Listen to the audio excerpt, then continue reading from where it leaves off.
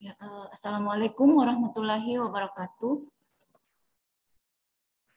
Ya, adik-adik sekalian, praktikum kita hari pekan berikutnya itu adalah mengenai determinasi tanaman. Jadi sebelum kita memasuki praktikum, ada baiknya untuk kita mengetahui dulu apa yang akan kita lakukan nanti di lab supaya lebih terarah. Baiklah, untuk tujuan dari praktikum nanti, yaitu yang pertama mengetahui dan mempelajari tata cara determinasi tanaman, kemudian yang kedua itu menentukan klasifikasi tanaman. Nah, sekarang ada perbedaan antara identifikasi dengan determinasi, di mana dari asal katanya, identifikasi itu adalah to identify, yang artinya mempersamakan, mencocokkan, membandingkan. Nah, langkah yang dilakukan to identify ini adalah untuk mempersamakan, mencocokkan atau membandingkan sifat dan ciri yang dimiliki oleh suatu tumbuhan dengan tumbuhan lain atau literatur. Sedangkan kalau determinasi, asal katanya itu adalah to determine, yang berarti menentukan atau memastikan nama dari tumbuhan atau tanaman tersebut. Jadi sebenarnya kalau kita lihat dari pengertian ini, yang pertama kita lakukan itu adalah mengidentifikasi dulu, kemudian baru mendeterminasi. Nah, identifikasi adalah kegiatan dasar dalam taksonomi. Nah, kegiatan identifikasi ini mencakup dua, yaitu klasifikasi dan tata nama.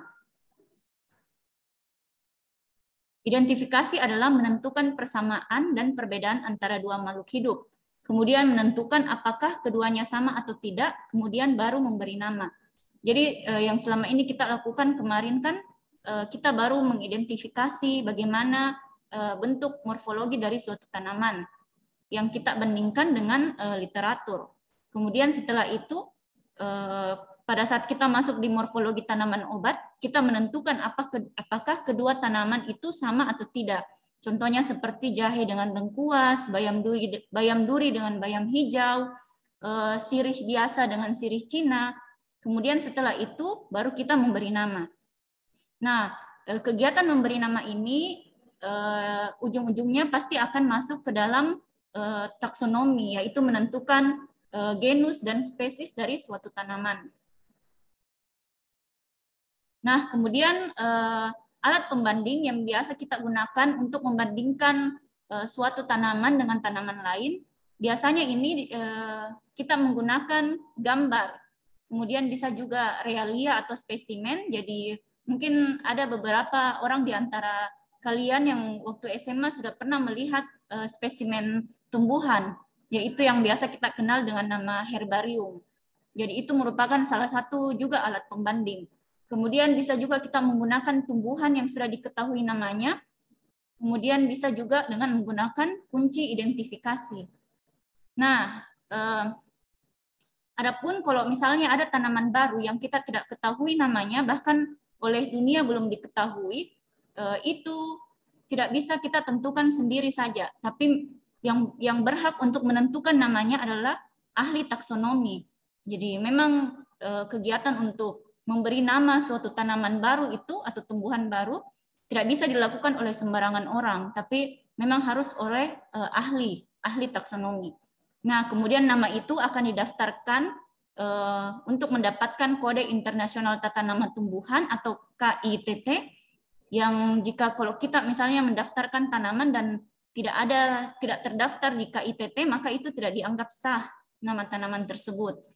Jadi untuk praktikum kita, karena kita bukan ahli ya, jadi kita hanya menggunakan tumbuhan yang sudah dikenal oleh dunia. Nah, sarana untuk identifikasi tumbuhan yang tidak kita kenal, tetapi dikenal oleh dunia ilmu pengetahuan itu, sarananya ada 5. Yang pertama itu kita bisa menanyakan identitas tumbuhan yang tidak kita kenal kepada seseorang yang kita anggap ahli, kemudian mencocokkan dengan spesimen herbarium yang telah diidentifikasi. Ini kayak yang herbarium. Kemudian yang ketiga bisa juga dengan cara mencocokkan dengan karakteristik yang ada dalam buku-buku flora atau monografi. Kemudian bisa juga penggunaan kunci identifikasi dalam identifikasi tumbuhan. Kemudian penggunaan lembar identifikasi jenis, yaitu sebuah gambar suatu jenis tumbuhan yang disertai dengan nama dan klasifikasi jenis yang bersangkutan.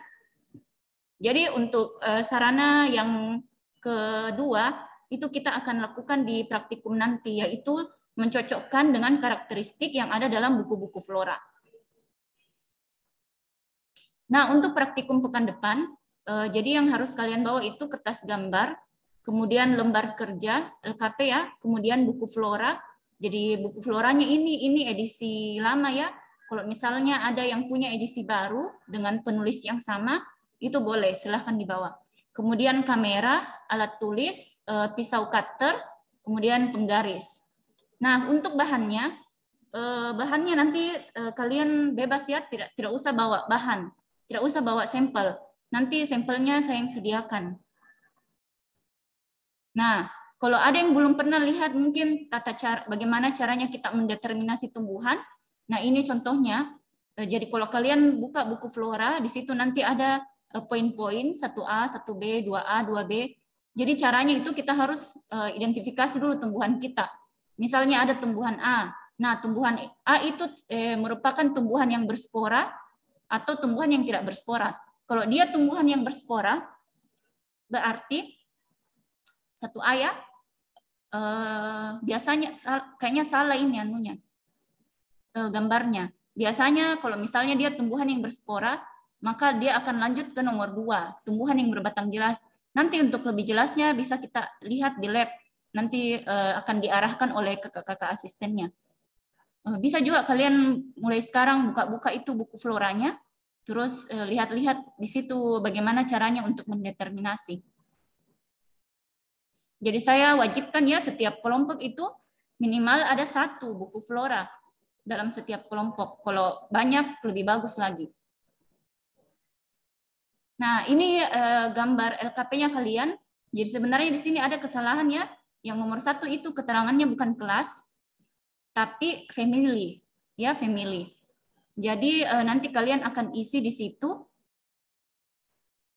kunci determinasi untuk menentukan family-nya. Jadi misalnya dia 1A, terus 2A, seperti itu.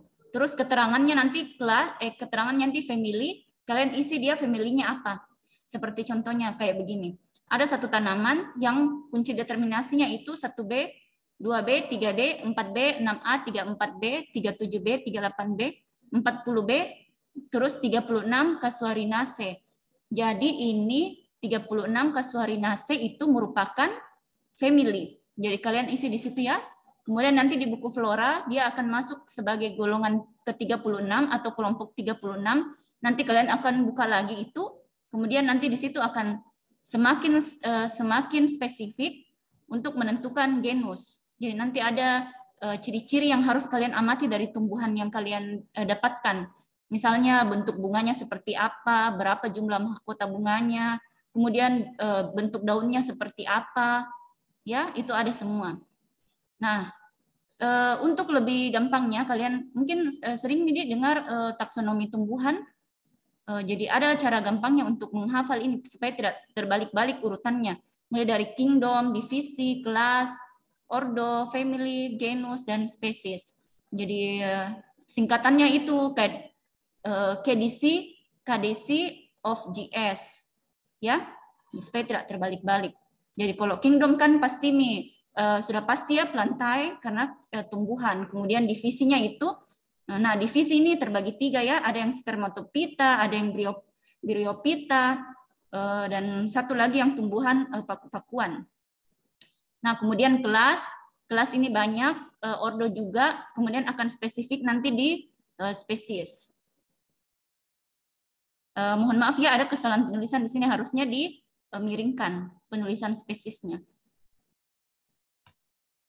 Nah, untuk penjelasannya kingdom ini terbagi menjadi 6 ya.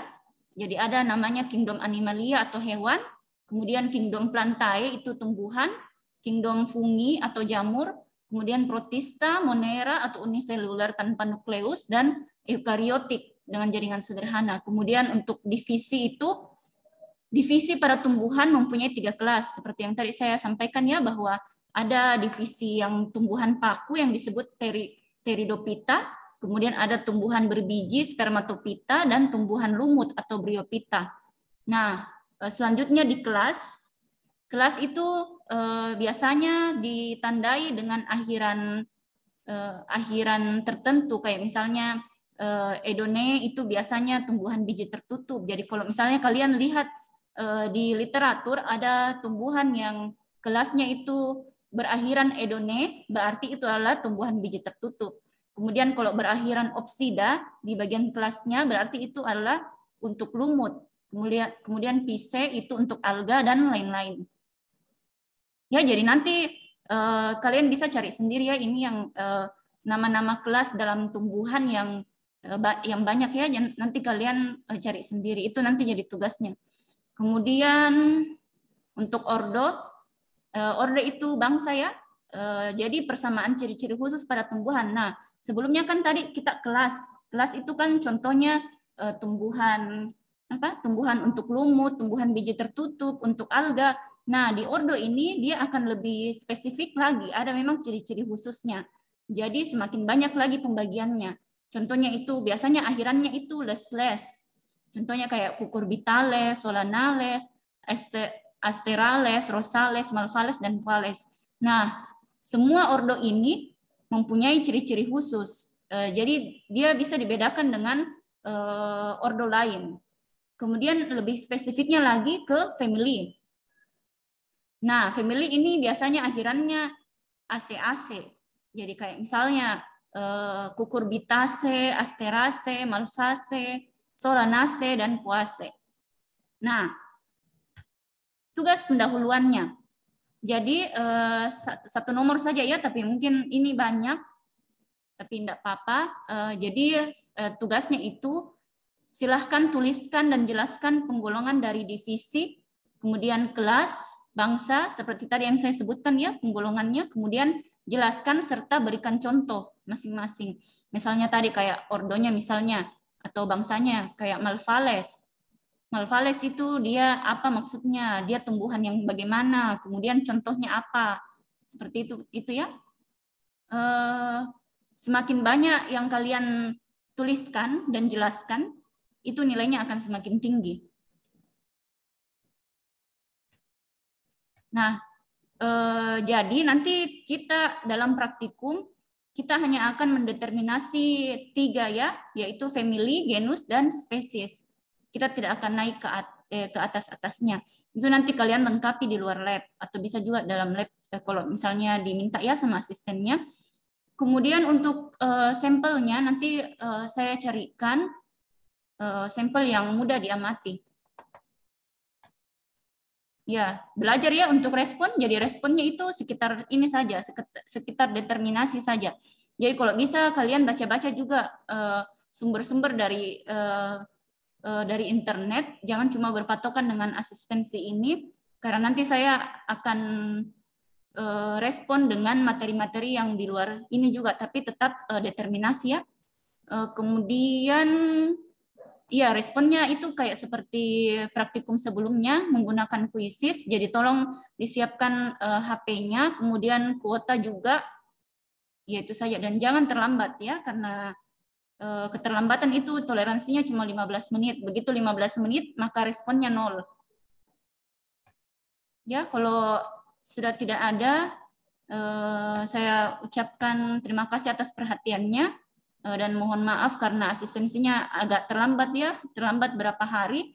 Semoga tidak memberatkan dengan mengerjakan TP ya. Jadi sekian.